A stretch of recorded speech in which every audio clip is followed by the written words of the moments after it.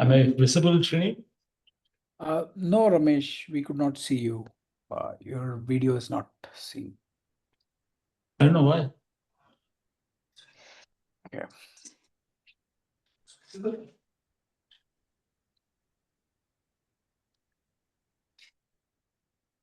Now? Not.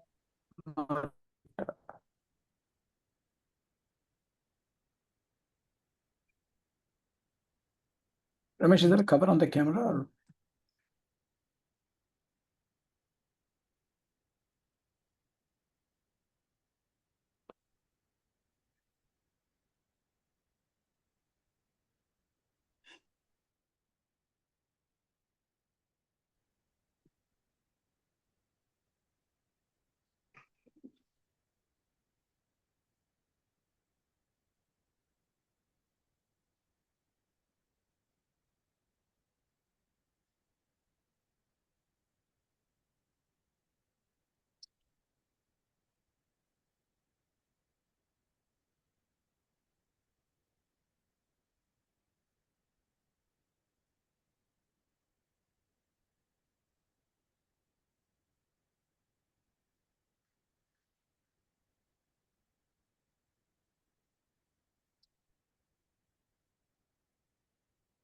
Yes, Ramesh, we could see you.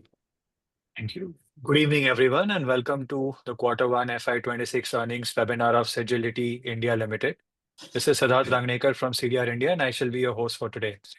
As a reminder, all attendee lines will be in the listen-only mode, and there shall be an opportunity for you to ask questions after the presentation concludes. Please note that this webinar is being recorded. To introduce the management, we have with us today Mr. Ramesh Gopalan, Managing Director and Group CEO, and Mr. Sarvabhuman Srinivasan, Group Chief Financial Officer. Before we begin, I would like to state that some of the statements made on today's discussion could be forward-looking in nature and may involve certain risks and uncertainties. A detailed statement in this regard is available in the Q1 FY26 results presentation that has been uploaded to the exchanges. I would now like to hand over the forum to Mr. Ramesh Gopalan to begin the proceedings of this webinar. Over to you, sir. Thank you. Good evening, everyone, and thank you for joining us today. We've entered FY26 with continued momentum in our operations. The performance this quarter reflects a differentiated position as a healthcare-focused solutions and service provider across both our payer and provider businesses. This momentum is broad-based across different client relationships and service lines. Let me give you a sense of the environment under which we are operating. Our payer and provider clients continue to navigate heightened cost pressures as they contend with regulatory evolution, policy changes. In addition, resource shortages and new compliance and administrative requirements that these policy changes necessitate add to their challenges. Against this backdrop, Sagility is well positioned as a partner in bringing about better efficiency in their healthcare operations. As you're aware, we operate in the non-discretionary services space, supporting clients in their core operations. Over the past 25 years or so, we've built our business around healthcare domain expertise, and over time, increasingly incorporating technology, be it analytics, automation, and now AI, in order to manage a range of processes for our clients. This has helped us win and retain clients over decades. I want to specifically talk about two clients today, both of whom have reached milestones in the last few months. The first one is our oldest payer. We just completed 25 years with them. What started as a journey in operational excellence has now matured into a very collaborative, innovation-led engagement where we jointly work on the future state of some of the core healthcare services. The other client is a decades-old client. We just celebrated the 10-year partnership with them. They are a technology and services provider to workers' compensation insurers. While we started providing basic transactional support 10 years ago, today we've used all of our transformational capabilities not only to reduce cost of operations, but we've also jointly introduced newer services to their insurance clients. These are, of course, just two examples, and I have many more such examples. But essentially, we are very proud to have a very strong and enduring relationship with our clients. built on trust and performance over the years, so that when they need a partner in the revolution, in the transformation journey, they look at us as a partner who can help us get there. So with that, let me quickly jump into the financials for this quarter. Q1FY26 began on a very strong note with consolidated revenues of 15,389 million, or approximately $180.4 million, reflecting a year-on-year growth of 25.8% in INR terms and 23.1% in constant currency. So this is, of course, inclusive of BroadPath. So if you just look at the organic numbers, those numbers were also strong, registering 17.9% in INR terms and 15.4% in constant currency. And if you look at the growth itself, it was pretty broad-based, with both our payer and provider businesses contributing. The payer vertical grew 24.7% year-on-year, accounting for 88.4% of our total revenue mix.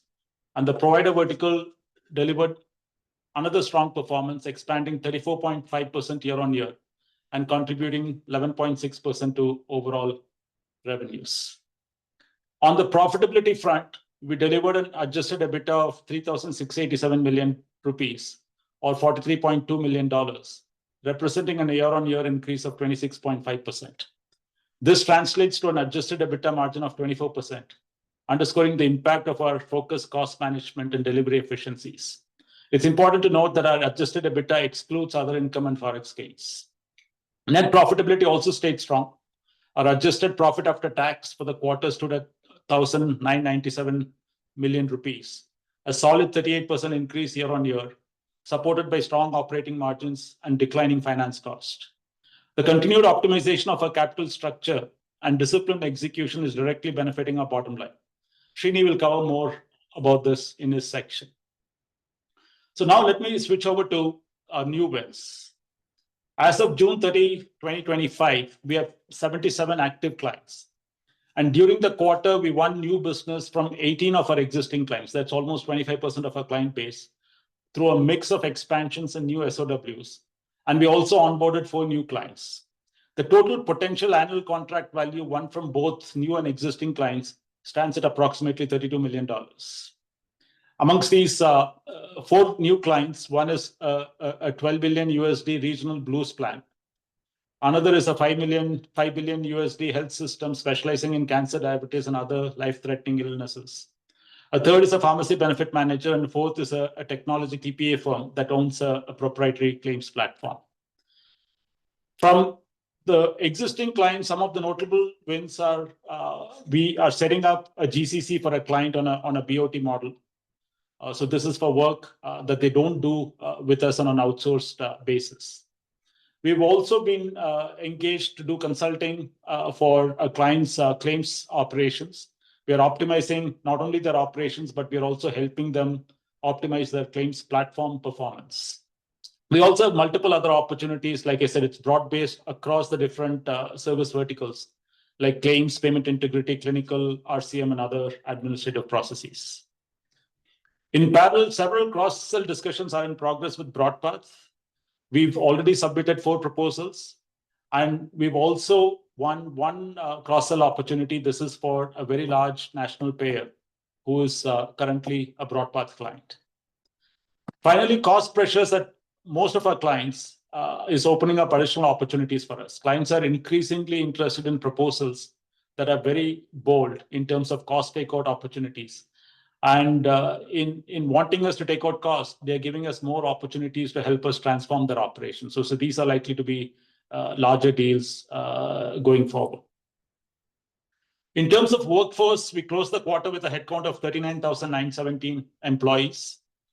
This consists of operations specialists, clinicians, and technologists across 5 countries with deep domain understanding and continually engaged in helping creating beneficial outcomes for our clients. Annualized attrition was stable at 26.6%, in line with the trend that we saw last year. We also remain committed to building a future-ready healthcare workforce with a sharp focus on engagement, capability, and retention. Employee engagement remains a critical pillar of our operating ethos, especially as we scale globally. Our investments in training, particularly within technology and healthcare domain, flexible delivery models, and remote engagement platforms are ensuring that we retain and grow the right talent pool. I'd also like to talk to you about a couple of recognitions in the marketplace. One comes from Avasant, who is a key industry analyst in our sector. Sagility was named both as a leader in the healthcare payer business transformation, as well as in the clinical and care management business transformation 2025. We also won the Most Preferred Workplace FY26 award by Marksman Daily. So these are the KPI slides. I won't read out each of the numbers. I'll just pause for a couple of seconds for you to take a look at.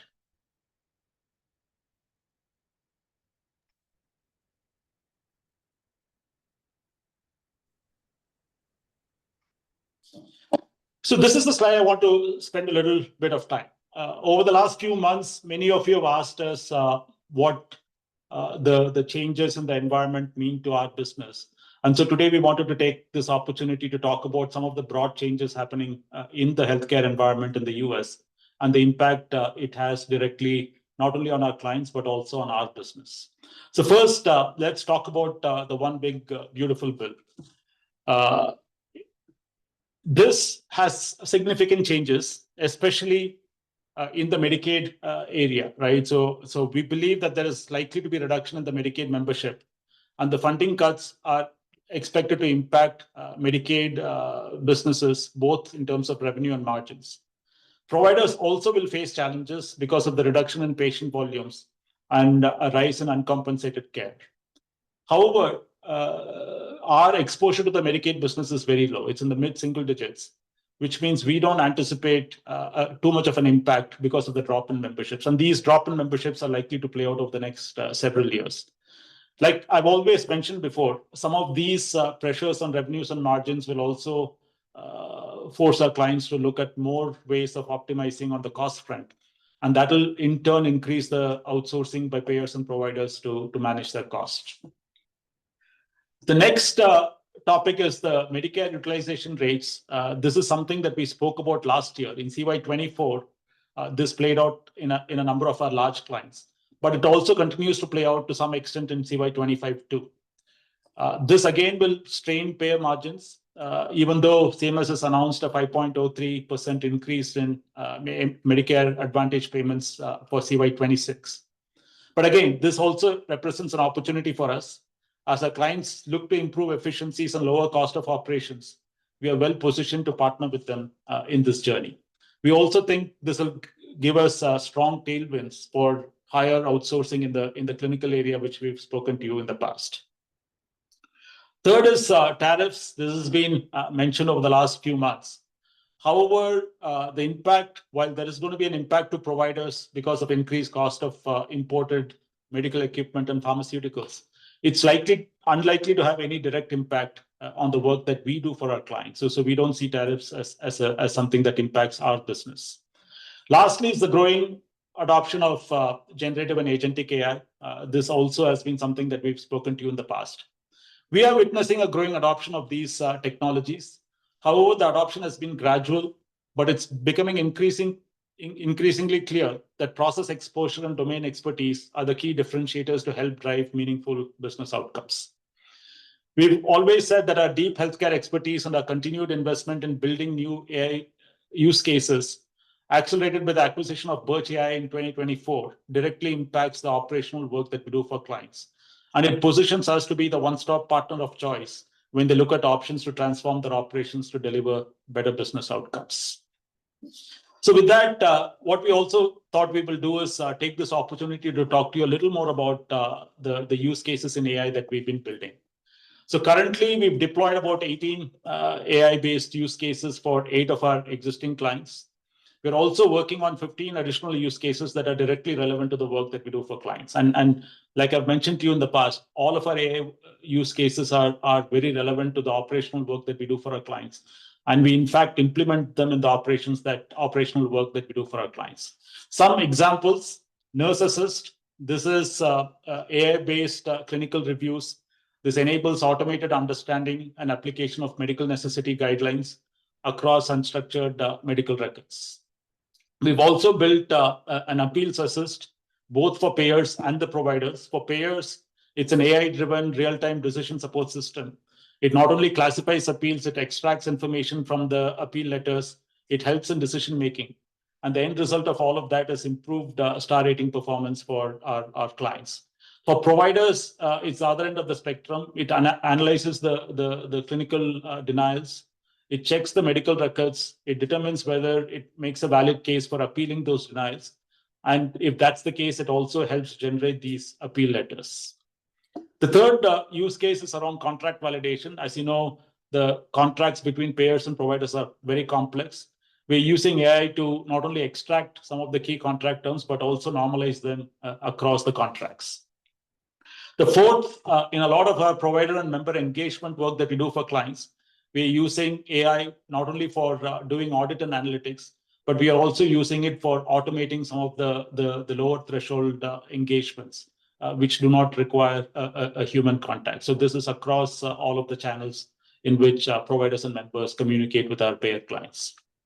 So these are all use cases that we do for our clients. But what we've also simultaneously started doing is building AI-based use cases for our internal operations. As you know, we have a workforce of close to 40,000 employees. We hire people in the hundreds every month. We train them on client processes before we deploy them in operations.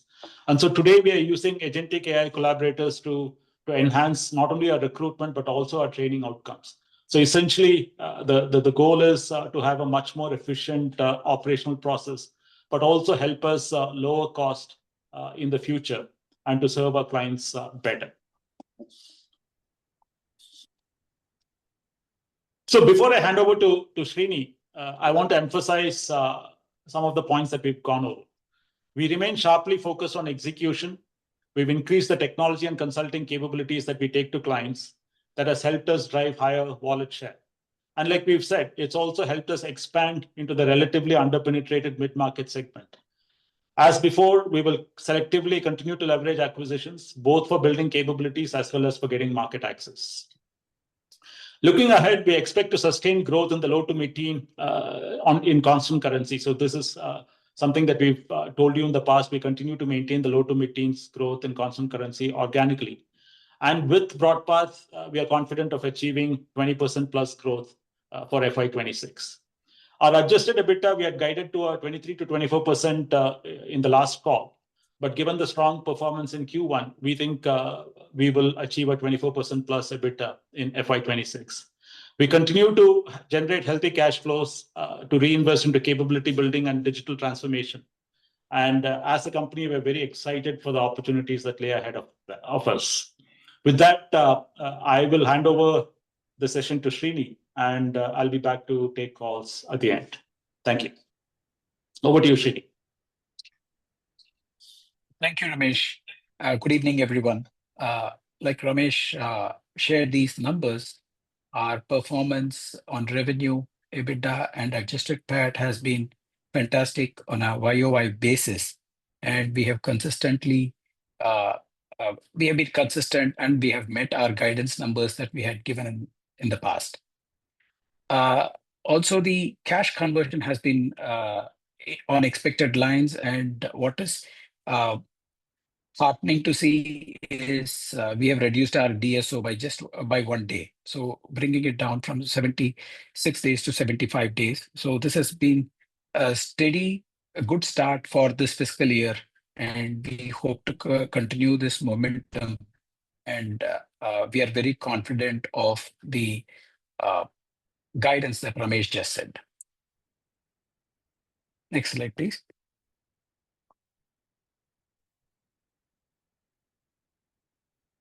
Yeah. This is just a quick snapshot of the quarter-wise performance. And what is interesting to see here is the impact of seasonality that we have in our business. If you look at the sequential quarter, there is a decline, and that has been consistent between the previous year and the current year. We are not too concerned or worried about the drop in the margins, because if you look at our YOY performance in the next slide, you will appreciate how we track our business and how we are working to our targets. Yeah, we can move on, Ramesh.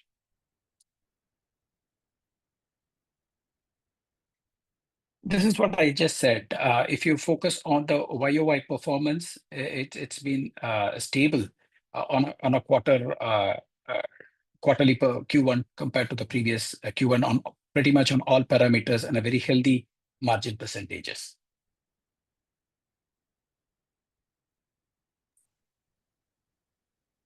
We can move on, Ramesh. I would want to just stay focused on this slide. The right way to look at our business is the full year performance and the trailing 12 months.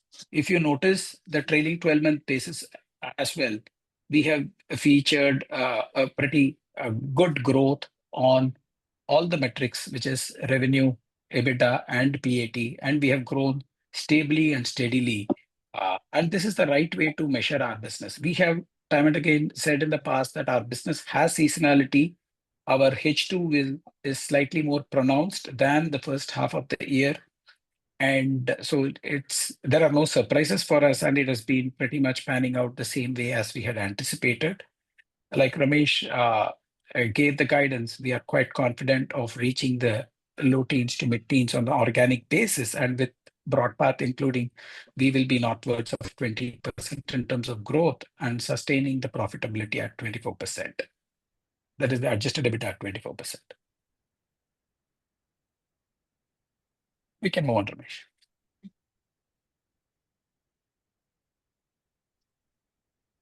Some financial indicators, all of them pretty much on healthy lines, good cash conversion. I would just this cash conversion, despite we had repaid about 125 crores, almost $14.5 million of debt to the parent company in Q1 of this year. And all of these have been planned, and we had shared these details to all of you earlier as well. So no real call outs here. Just to reaffirm that from an operational performance, our ROCE has been above 50%. We can move on, Ramesh.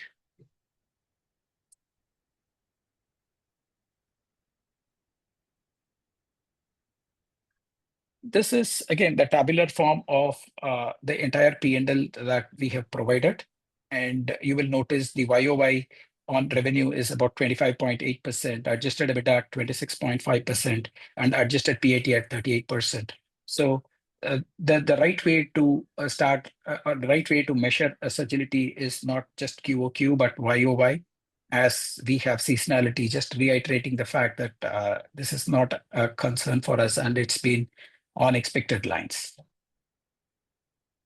We can move on, Ramesh.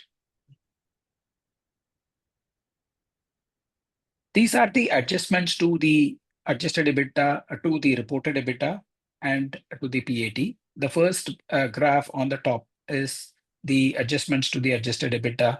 The first adjustment A that you see for 155 million rupees is on account of the earnouts that we have made. We have been provided for the acquisitions that we have done in the past, which is DCI, Birch, and BroadPath. The adjustment B is the share-based, the provision for the share-based payment awards, which is basically the stock appreciation rights provided to the key employees, which are directly settled by the parent company, Sagility BV. This is a non-cash expense for the company, and hence it's been treated as part of adjustments. And in the past also, we have provided how these numbers would pan out for the future periods. So it's in line, no surprises, nothing to really call out. The second part of the adjustments are the above two adjustments adjusted for tax percentage. And the third one is on account of amortization of the intangibles that got created when Sagility as a business got carved out from AGS. And we have explained this also in the past. And so this is not on account of our performance and hence been adjusted. We can move on, Ravi.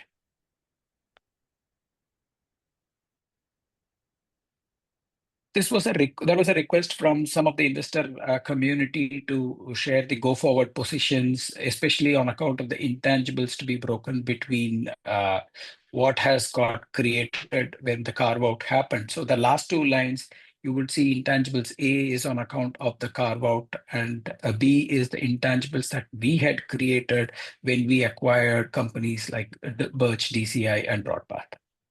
You would notice that there has been a reduction to the debt, and we anticipate to repay 235 crores of rupees in FY26, and the rest would get cleared in the next fiscal year. We can move on. A very healthy balance sheet, nothing really to call out from a perspective, just that again, reiterating the fact that we repaid debt despite repaying debt, good cash conversion and solid balance sheet.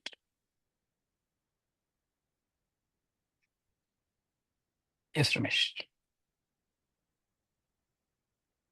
We generated healthy cash flows in Q1 in line with what we had anticipated. Our operating cash flow to the reported EBITDA is about 90%, and free cash to the reported EBITDA is at 81%. So pretty much in line with the previous year's performance. Nothing really to call out. It's just that, again, great effort by the team and good operational performance coupled with solid governance has helped us reach here. That's it from my end. Thank you. And back to you, Ramesh, and happy to take any questions, if any. Thank you, Srini. Participants who wish to ask a question can kindly click the raise hand icon at the bottom center of your screen. We shall wait for a moment for the question queue to assemble. The first question comes from the line of Abhishek Kumar from JM Financial. Your line has been unmuted. Request you to go ahead. Yes, hi, good evening, and thanks for taking my question. Congratulations on a good organic growth despite all the uncertainties. Now, my first question is on your outlook. We did 15% plus growth on our organic basis. You still reiterated low to mid-teens. Our business looks very predictable. You're tracking above the upper end of your low to mid-teens outlook. Just conservatism on your part, or you think there are a few things that you need to win during the year to achieve or to maintain this 15% plus growth?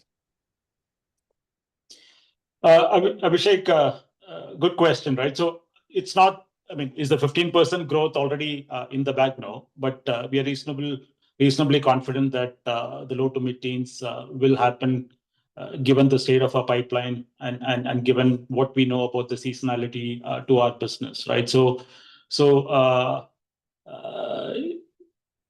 Beyond that, obviously, there could be positive surprises. The growth could be higher. There could be negative surprises. But broadly, sitting where we are reasonably confident of this range, which is the low to mid-teen.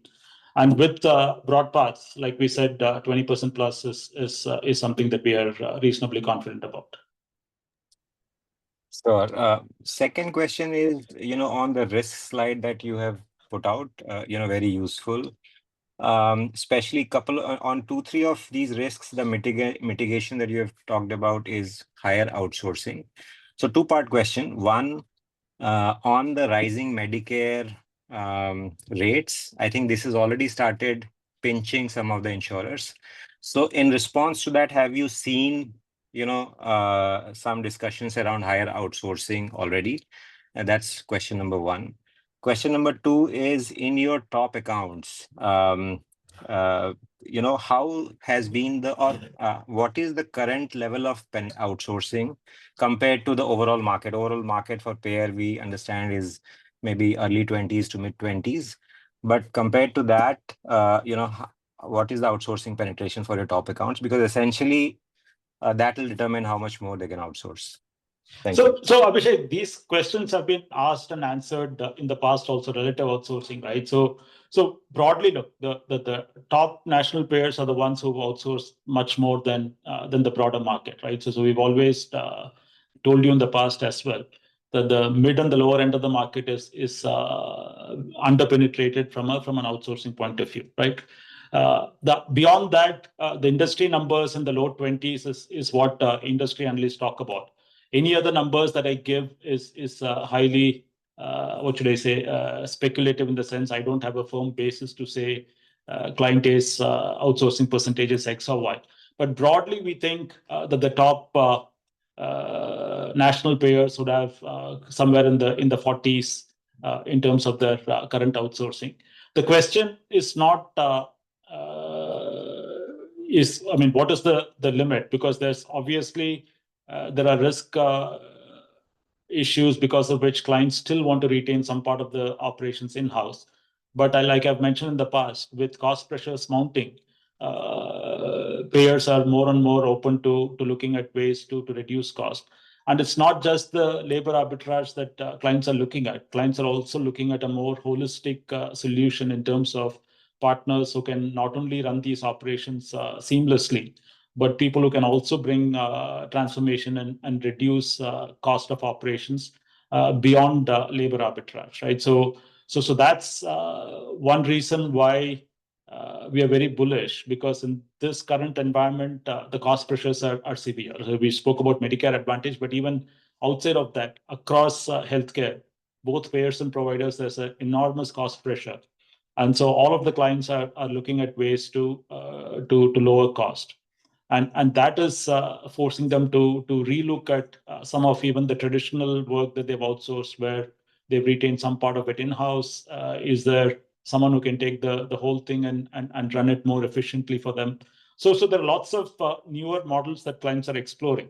And so we are very bullish that, given, like I said, not only do we have a stellar operational performance over the years, but all of the investments that we've made in transformation is positioning us well in being the right partner for not only running those operations, but also effectively taking costs out.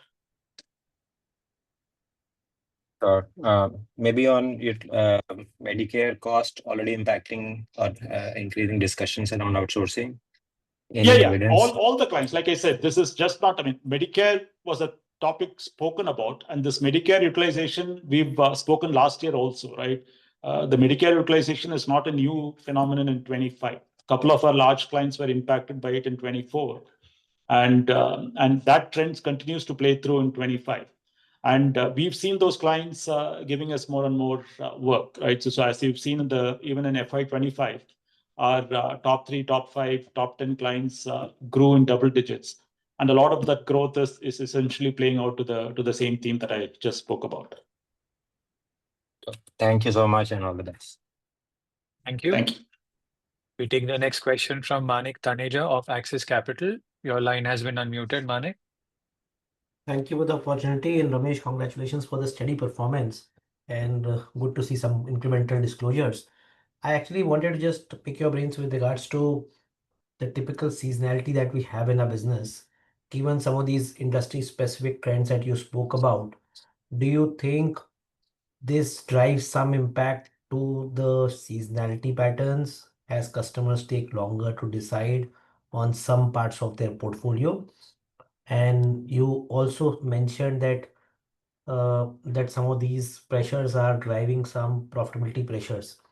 Some of these changes are driving profitability pressures. While you're confident about your adjusted EBITDA margin outlook for the year, do you think over the medium term this could pose some risk to our current margin profile?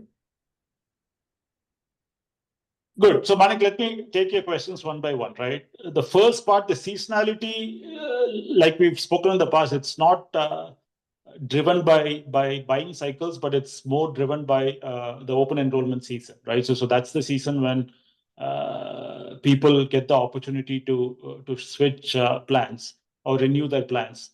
And so there is a renewed effort by all of our clients to attract newer clients and support incoming new members, right? So the volume of transaction goes up in that period. And so that cycle is unlikely to change. So with the acquisition of BroadPath, like we've mentioned in the past, BroadPath is also into into Medicare Advantage sales, right? So their peak season is likely to be in the Q3 of our fiscal year, which is the October through December timeframe. And then we have the other seasonality of Q4. So Q3 and Q4 being the seasonally high quarters for us will continue even into the future, right? So I don't think that is likely to change.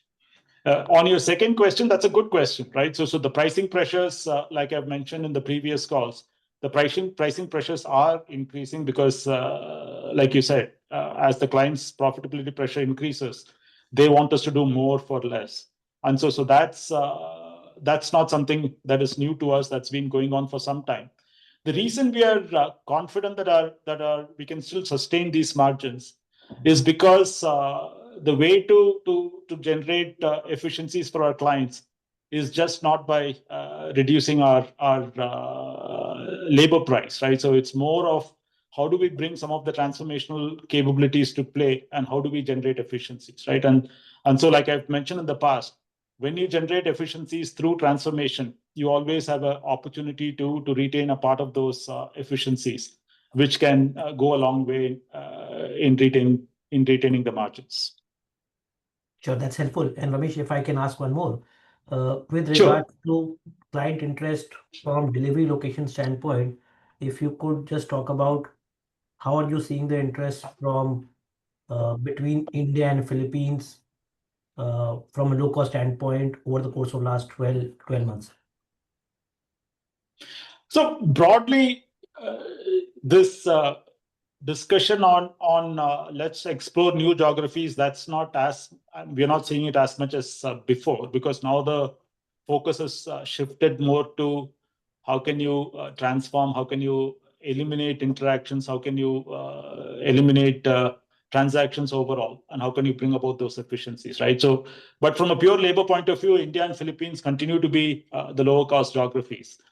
The one change that we are seeing is people are more interested in exploring India as a geography for even the engagement transactions, especially the voice-based transactions. Previously, as you know, all of that used to be done in the Philippines, and clients who wanted this near shore, we used to do it out of Jamaica and Colombia. But now clients are interested in exploring India also. There are newer technologies like Sanus and so on, which harmonizes accent and things like that. And so India is likely to benefit from some of those technologies. So, but overall, I would still say India and Philippines will continue to be the geographies where we see most of the work moving when it comes to offshore locations. Sure, thank you. Appreciate the responses. I'll get back into the call. Thank you, Manik. Thanks. Thank you, Manik. We take the next question from Rishi Junjunwala from IIFL Capital. Your line has been unmuted, Rishi. Yes, thanks for the opportunity. So, we have, while our payer growth has been fairly decent, what we have also seen is a pretty strong growth on the provider side, which has been growing at 35% plus year on year. Can you explain, some of the drivers of that and what is the medium-term strategy to expand this part of the business? Yeah. So Rishi, one thing I want to call out is, I mean, you're broadly right? But the revenue split between payers and providers also will vary by quarters because, for example, in the seasonally high quarters of Q3 and Q4, the seasonality is mainly on the payer business, right? So the proportion of payer revenues will be higher than providers in those quarters, whereas it'll be the other way. I mean, the proportions will be different in Q1 and Q2. But broadly, on an annual basis, you're right. Our provider business has been growing a little faster than the payer business. I wouldn't put that to any specific reason. One, like I've said in the past, it's a much smaller base to grow from. And two, we have some very strong relationships even on the provider side, right? So unlike many other competitors who work with smaller provider clients, we have some really sizable provider clients who continue to grow with us. We are also actively looking at expanding our portfolio of services, but I can't say that that has started to to generate higher growth in the provider yet. But we are hoping that we can continue this momentum on provider and even try and see if we can accelerate by expanding our service portfolio. Got it, sir. And second question is, in the past, you have said that look at our growth on a 1H over 1H and 2H over 2H basis rather than, Yes. Quarterly YOY. Of course, QOQ, there is clear seasonality, but even on a YOY basis, at times 1Q, 2Q could have those, aberrations. Last 2 years, we had seen, 1Q having an extended decline versus what you've delivered this year. It could probably be a function of you actually doing better or accelerated growth. But do we expect that to spill over in 2Q in terms of relatively lower growth? So again, on a 1H basis, how do we look at growth then? Look, it's a tough thing to at this point to say exactly where Q1 will be with respect to Q2 will be with respect to Q1. But to your point, yes, we ideally would want people to look at H1 versus H1 year on year. But if you were to take our H1 in FY26 over H1 of FY25, I still think we will fall in the low to mid-teens kind of a number, right? So there is momentum starting the year. Like I said, the pipeline both from new clients and existing client continues to be healthy. I don't see why there should be a drop in Q2. But broadly, if you look at H1 versus H1, we will still be in that broad low to mid-teens from an organic point of view. Okay, sir. Thank you so much. All the best. Thanks, Rishi. Thank you, Rishi. We take the next question from the line of Ruchi Mukhija from ICICI Securities. Your line has been unmuted, Ruchi. Thank you for the opportunity and congratulations, Ramesh, on the steady performance. In the deal wins, you announced GCC win. Could you talk more about how this came to us, and do you see more such deals in the market? And if you could also talk about the scope and the tenure of this deal that we have backed. Sure, Ruchi, right?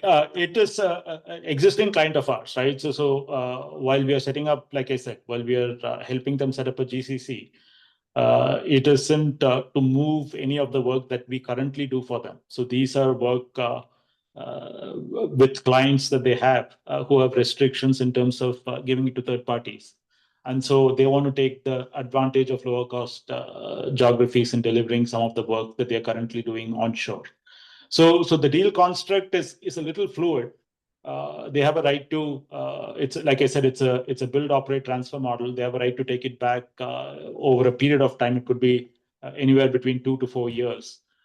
So we are helping them in the whole process. We're helping them set up their centers. We're helping them hire. We're helping them train. We're helping them run the business before handing it over back to them. But then the size, the maximum scale it will reach before they move it in-house, and the time frame at which they'll move it in-house, that's a little fluid contractually, right? They could do it, like I said, anywhere between 2 to 4 years.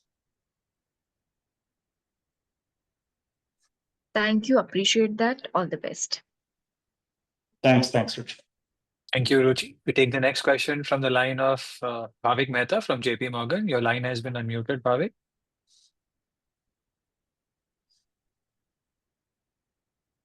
Bhavik, you may go ahead. Hey, thank you. Just one question. Over the last 3 months or so, given what's happening with their market, both from a funding perspective, from macro perspective, have you seen any change in pace of deal conversions or revenue ramp up? Sorry, Bhavik, if I understood your question, you're asking the deal flow, have you seen any change, right? We haven't, right? So in fact, like I said, because of the pressures on margins, people are more keen to look at ways to reduce cost. And so we don't see any negative impact on deal cycles or deal flows. Obviously, the core operational deals being complex, they typically take 3 to 6 months from start to finish.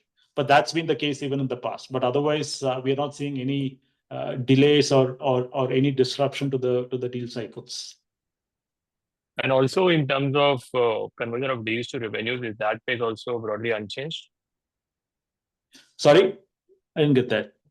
The conversion from deals to revenues, the revenue ramp up of the deals, what you have No, won, yeah, is that also remains unchanged. Yeah, some of our deals, I mean, most of our deals have a ramp up cycle because, as I've mentioned in the past, we don't keep bench, so we have to hire and staff up for the new deals, and so that takes a while to ramp up to full capacity.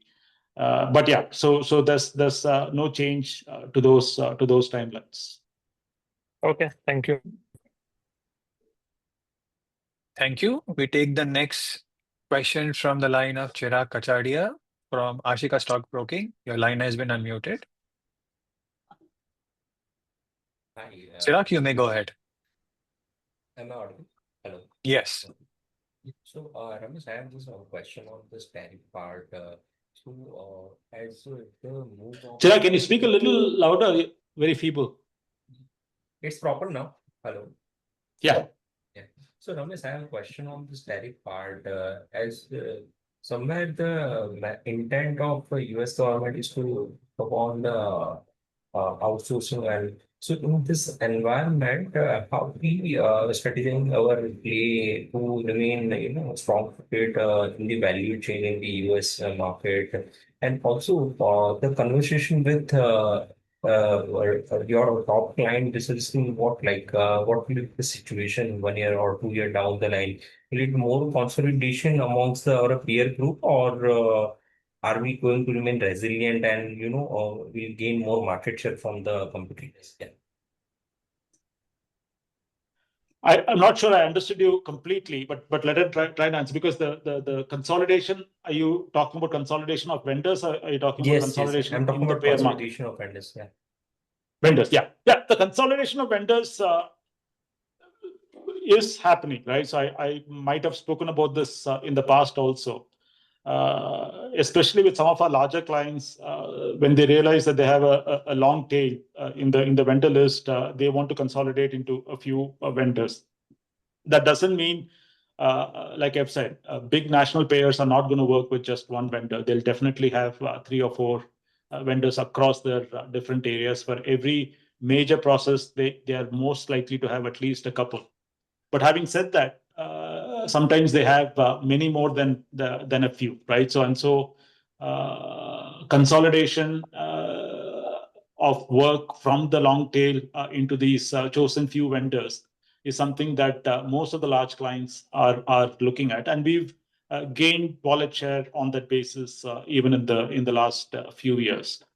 In terms of your other question, in terms of the overall market environment, like I said, healthcare costs is a big concern, and that continues to remain a big concern, right? So overall healthcare costs are growing.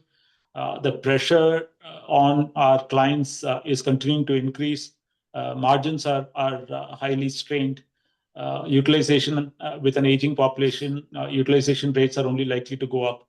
So essentially the cost pressures are not going to go away. Obviously, they are likely to be higher in some quarters, some years than other years for our clients.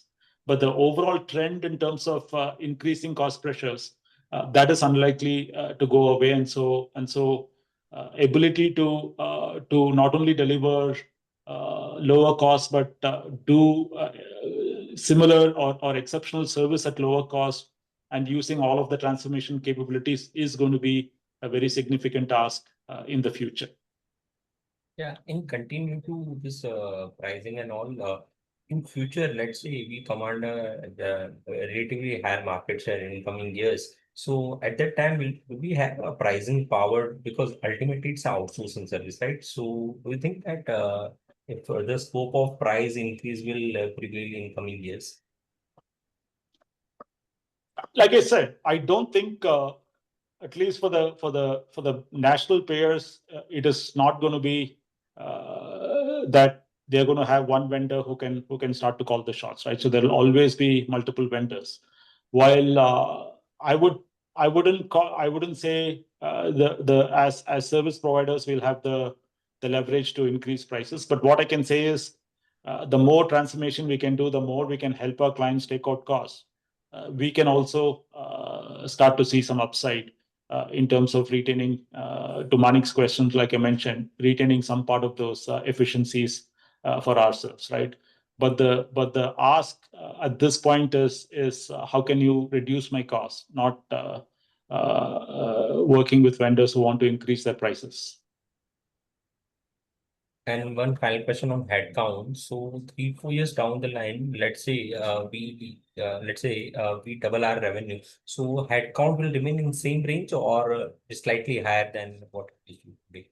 So with transformational work, the growth will start to become non-linear at some point, right? So, but broadly, will headcount increase if my revenues increase? Will it increase at the same proportion? Unlikely, right? Because a lot of the deals where we are signing with clients today, not too many of them are on a pure FTE model, right? Even on a transaction model, if I can deliver those transactions with fewer humans, the clients want a portion of those savings, but the clients are not concerned about how many people I have to deliver those transactions. So as we start to increase the level of transformation in the work that we do, the relationship between revenue and headcount will start to diminish. And so it is likely to become more non-linear as we go forward. Thank you so much. All the very best. Thank you. Thank you. We take the next question from Mohit Motwani from Tara Capital. Your line has been unmuted, Mohit. For the opportunity. I had a question on BroadPath. You mentioned about you are in the discussion for cross-sell proposals with BroadPath clients, and I think you mentioned you have already crossed over to one client. So just want to understand, are these new areas of work which was not getting outsourced previously, or you are trying to replace some existing vendors which were there, doing the work for them? Yeah, so we've discussed this. So in the sense, let me reiterate, right? BroadPath's client base is, other than a couple of clients which are national payers, bulk of the clients are in the mid and the small market segment range, right? So, and like I've said in the past, the penetration of outsourcing in that bucket is very, very small. So most of the times when we are having these cross-sell conversations with clients, we are typically not talking about replacing a existing vendor. It's almost always work being done in-house, which we are trying to get them to outsource. So there is that initial hurdle that we need to cross in terms of, do I really want to outsource or not? But like I keep saying, the cost pressures are increasing across the board, right? It's just not the national payers who are facing cost pressures. The cost pressures are even higher for the mid-market and the smaller clients. And so even though they may not have done that in the past, the propensity to start to listen to some of these proposals has increased. And that's what makes us bullish that some of these cross-sell conversations will result in revenues in the future. Sure. And your guidance of adjusted EBITDA margin at 24%. So does it bake in any improvements in margins of BroadPath? I understand it's just been, I think, 3 to 4 months since a few months since we closed the acquisition. But any operational initiative that you have already undertaken to optimize cost on the BroadPath side, and any improvement that we should expect in the future quarters? Yeah, so like I mentioned in the past, there are multiple initiatives at play, right? So on the core operations front, yes, while there might be some efficiency, the focus is more on how do I cross-sell and how do I increase the revenue base. And if some of these cross-sell BroadPaths, for the most part, other than a very small component which was done offshore, almost 3/4 or more of that revenue came from onshore, right? If some of these cross-sell are for delivery from a different offshore geographies, then by that very nature, the margins will improve. But also what we've started doing is to look at the SG&A, so mostly on the G&A side, and we have started to see what kind of synergies we can get in the G&A cost, right? So vendor contracts, personnel, we've started to look at all of those. And so optimizing the G&A spend will also give a boost to the EBITDA of BroadPath. So broadly, we are expecting, like I guided in the past, we are expecting BroadPath's EBITDA margin to improve from high single, low double digits to mid double digits over the next couple of years. Sure. Thank you so much for those answers and all the best for future. Thank you. Thank you, Mohit. We take the next question from the line of Fawaz Sharif from White Whale Capital. Your line has been unmuted. Hi, thank you for taking my question. I wanted to ask, how is revenues recognized in your business? Is it contract-based or time-based? And if so, can you give me a split as to how it's been recognized this quarter? Sorry, we may not have spoken with you in the past, but our business, we do core operations work for clients, right? So this is not a contract or a project. It is regular operations. It's a recurring revenue model for us, right? So all of the revenue is recognized based on the work that is delivered during the month. Okay. And so it's 100% is towards transactional, if I'm right, if that's the way to. Yes. Okay, got it. Thank you. So, I mean, okay, 100%, almost 100%, right? So we might do some time and material based work, especially on the transformation side. If the client is separately paying us for some of those transformational initiatives, we might build them on a project basis. But that, given the overall revenue of Sagility, I would say that's more like a small single digit number. So wait, on the transactional basis, so it's outcome based, if I'm not wrong. So if the hospital or the vendor does well, we do well. Is my understanding right over there? No, not all of our revenues are outcome based. Most of our revenues are effort based, right? So even if it's a transaction based billing, it is the number of transactions that I process, right? So that's the predominant way. There are some outcome based billing models, but not when you talk of outcome, not that if my client overall does well, I do well, right? So it's outcome on the specific process. For example, if I'm working for a provider trying to collect aged receivables, I'll get paid based on the cash that I collect for my client, right? So it's very specific to the outcome of that process. Similarly, if I'm doing payment integrity work, I get paid based on the recoveries that I make on the claims that are paid, right? So again, it's linked to the outcome of that specific process. All right. Thank you for answering. Thank you. We take the next question from Harshit Sachdeva from Columbus Capital. Your line has been unmuted, Harshit. Hi, thank you, sir. Great set of numbers. Just wanted to get clarity on any margin levers and client expansion. What does the outlook look for the rest of the year and deal pipelines? And on margins especially, how do you look to improve margins and any levers that you can pull? You might have talked about it in the past, so thank you. Yeah, so Harshit, I think like we guided, right? So we had guided a 23 to 24% EBITDA, and we're saying we are likely to do slightly better than that, 24% plus EBITDA numbers, right? Our margin levers are essentially in our kind of business. The margin levers are essentially the efficiencies that we generate. Efficiencies can be through technology. Efficiencies can be through operational efficiencies. Reducing redundancies, better manpower utilization, all of those are levers for us. And all of that in a way that we have to generate consistently on a year-on-year basis, because most of the geographies where we operate, there is a cost inflation. And our contracts are longer-term contracts where there is no price inflation, right? So given that, it's part of our system to generate efficiencies on a year-on-year basis. And so those levers are pretty much the same, except that the technology lever is essentially now opened up to give us a much larger array of opportunities to improve efficiencies. And that's what we've been talking about, right? Clients realize that clients want us to use those opportunities to reduce the cost for them. So rather than a COLA, most of the contracts now ask us to reduce price on a go forward basis. And the lever to do that is basically using technology. And the second part of my question was what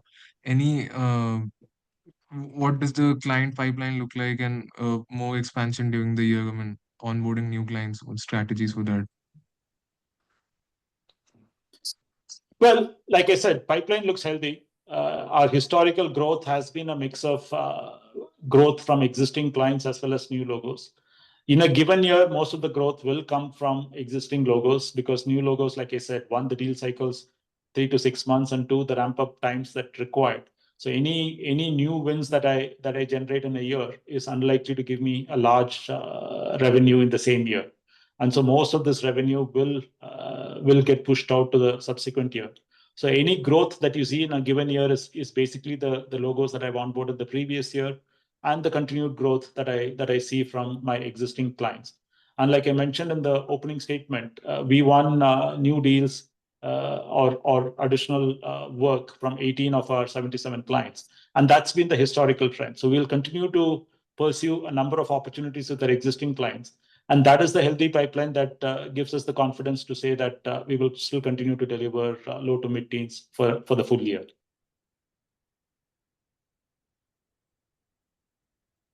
Thank you so much. Thank you. Thank you. Thank you. We take the next question to the line of Seema Nayak from ICICI Securities.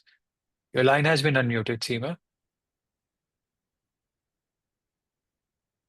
Seema, you may go ahead.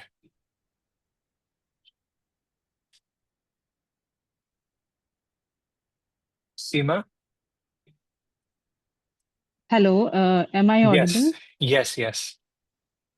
Yeah, thanks for taking my question. My question is regarding intangible asset amortization. It is the highest in last 4 quarters. So is it led by BroadPath, and how do we see that going forward? And my second question is regarding provider segment growth. This segment has been growing 35% plus for the past 3 quarters. So are we pivoting more towards provider-led growth? Yeah, those are my questions.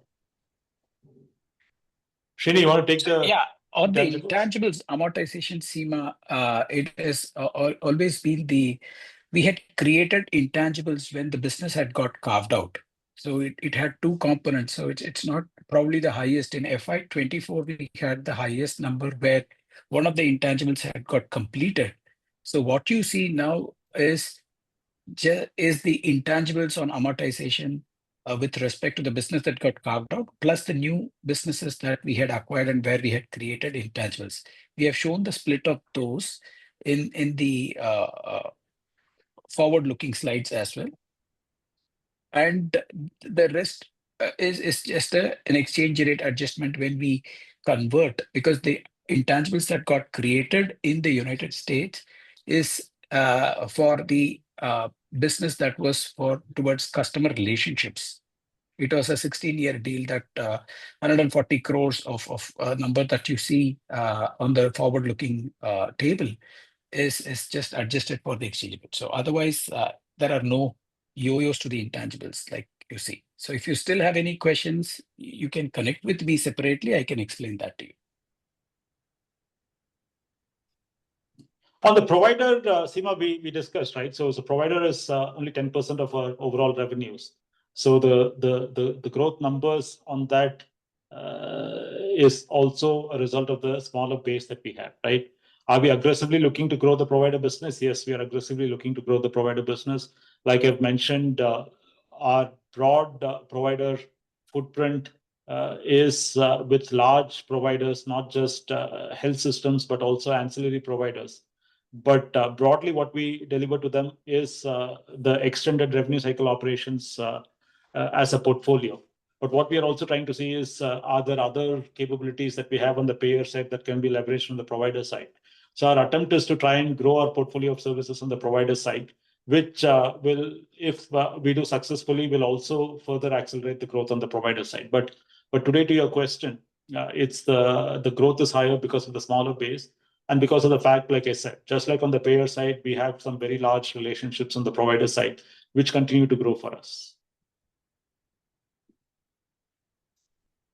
Thanks and all the best. Thank you. Thank you. We take the next question from the line of Raj Vyas of TM Investment Technologies. Your line has been unmuted, Raj. Yeah. Am I audible? Yes, please go ahead. Congratulations on a good set of numbers. My questions is basically general type. So, with the anticipated increase of outsourcing opportunities, what are the major operational changes as we as a company are addressing currently? And looking at the current macroeconomic changes and with respect to inflations and other changes as well. So, are we looking on with the newer geographies and verticals that should typically help expand the market for Sagility in the near term? Okay. So let me try and answer the question on the operational front. Yes. So today, a lot of, like I said, a lot of effort goes into transformation of these operations using all of the technologies available, including AI, right? So like some of the examples that I gave in terms of nurse assist, appeals assist, and so on, there is always a human in the loop, but AI is doing a lot of the work that previously humans used to do, right? So it means a different set of training. It means a different set of working for our associates, which is something that we are rewiring and training the whole organization. And secondly, like I said, we are also introducing AI in some of our internal operations. I mean, just as an example, I said we hire hundreds of people every month. We train people for 6 to 8 weeks. And typically, even today, it's either an instructor-led training or if it is even self-training, it is more linear, right? So everybody goes through the same modules. What we are also trying to attempt with agentic AI and so on is how do I personalize this training based on the capabilities of each of the individuals that we hire, right? So the training doesn't have to be cookie cut for all of the people that we hire. How do we also tailor the kind of people that we hire for a specific client and for a specific process, right? All